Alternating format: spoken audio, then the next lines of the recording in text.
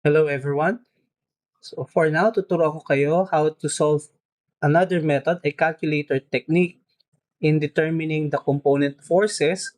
For this example, force F1, hanapin natin yung X component and Y component ng force na to. So what is the X component and the Y component for force F1? Ito po yung tinuturo sa atin, no? Ito yung classical way, pa isa-isa.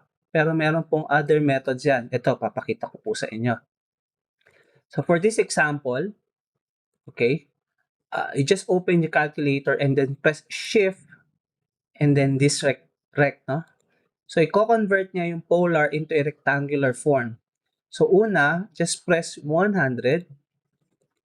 Ayan po. Then press shift. Then this comma right here sa taas ng close parenthesis and then just press 15 and then close parenthesis. Then ito na po yung sagot. Parehas na parehas. So for X component, 96.59 and the Y component is 25.88. So hope you learned something today. Thank you so much for listening.